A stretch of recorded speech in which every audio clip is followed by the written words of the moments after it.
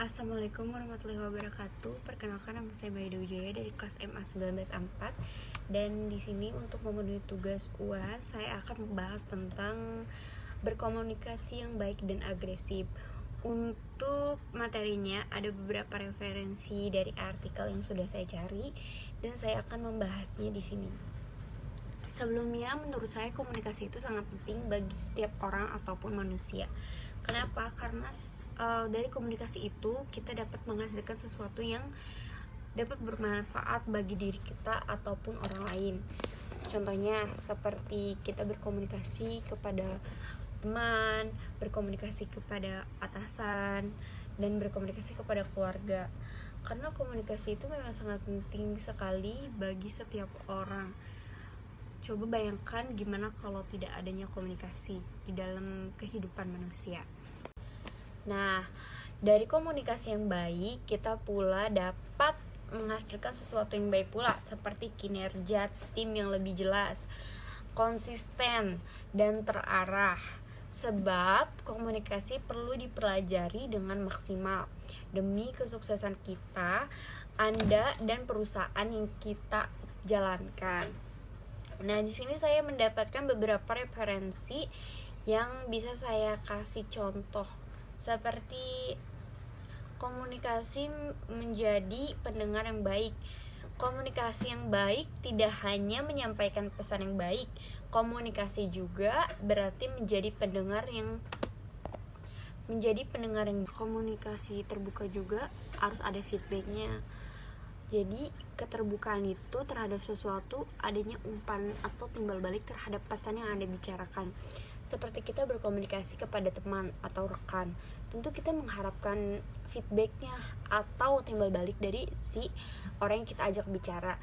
Kalau misalkan kita mengajak seseorang bicara tetapi beliau tidak mendengar atau memberikan timbal balik apa yang kita rasakan, mungkin kita dapat merasakan mengapa dia tidak menjadi pendengar yang baik, atau kita berpikir bahwa apakah pembicaraan yang kita bicarakan itu didengar atau dapat diterima oleh si pendengar. Bila dalam komunikasi itu kita mendapat kritik atau dapat evaluasi untuk lebih baik selanjutnya, kita dapat terima untuk kedepannya menjadi apa sih. Komunikasi yang baik di tempat kerja akan membantu masa depan perusahaan.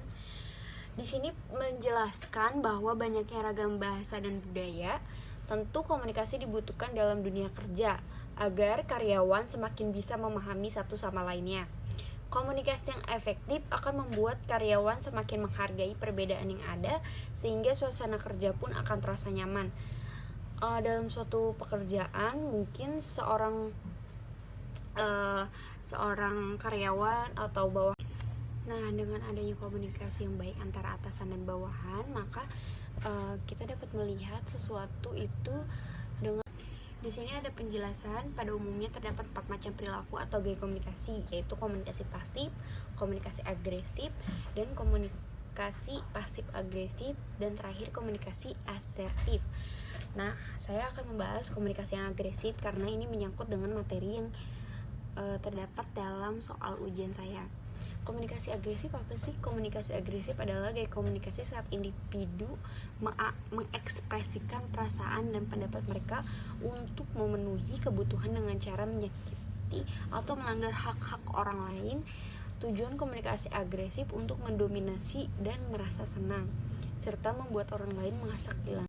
Nah, saya akan memberikan contoh mengenai komunikasi yang agresif.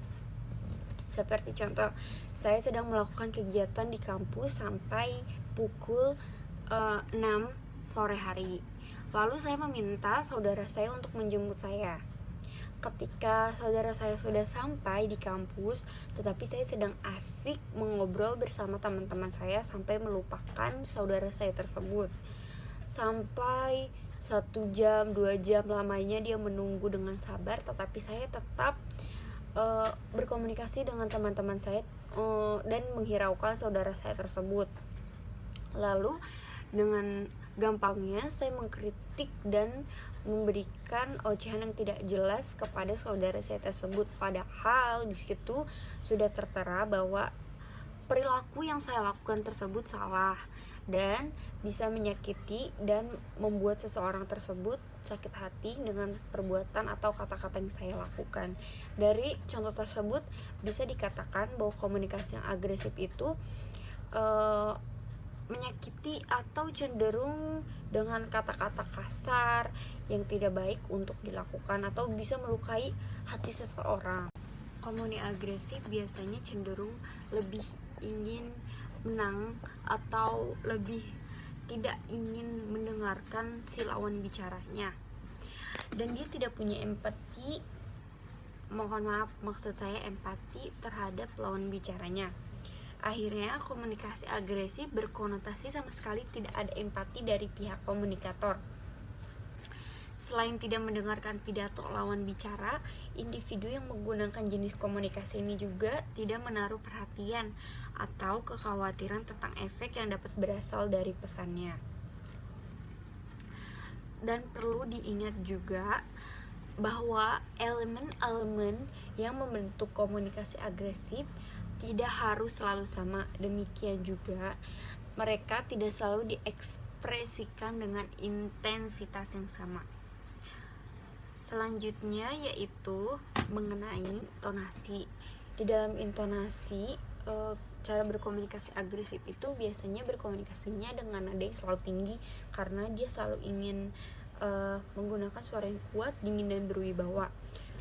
Dan dalam komunikasi yang agresif, pengirim tidak merenungkan bahwa wacana orang lain lebih menonjol daripada mereka, baik melalui konten maupun melalui intensitas suara. Jadi setiap orang yang berkomunikasi agresif itu selalu ingin didengar dan menjadi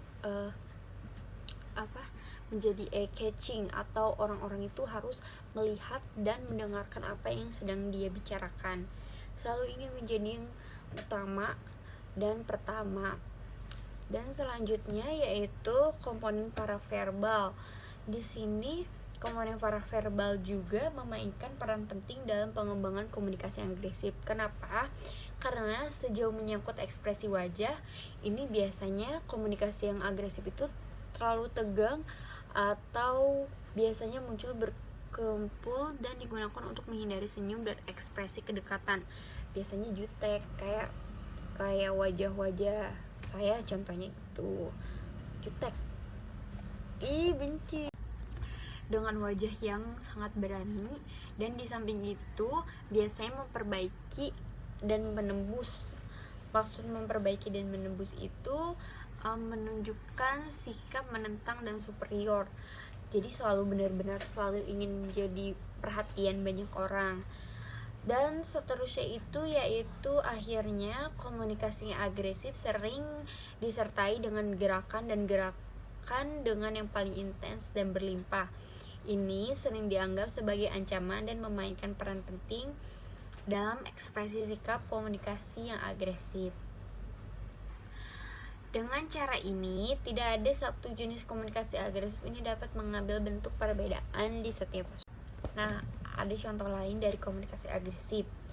Contoh yang pertama yaitu seseorang pergi untuk membeli dan menyadari bahwa penjual telah memberikan kembaliannya dengan buruk, mengembalikan uang lebih sedikit dari yang seharusnya. Jawaban yang pertama itu dengan komunikasi yang tegas atau agresif, yaitu Anda telah memberi saya lebih sedikit uang kembalian. Saya telah membayar Anda dengan tagihan 20 juta dengan Anda memberi saya uang 10 juta. Jangan khawatir, kita semua bisa membuat kesalahan. Dan komunikasi yang pasifnya, dia menggunakan kata maaf di depannya, yaitu dengan kalimat seperti, maaf, saya pikir Anda telah memberi saya lebih sedikit uang kembalian, meskipun saya tidak yakin apakah saya membayar dengan 20 tagihan atau apakah itu 10. Contoh terakhir sebagai penutup dari video saya ini.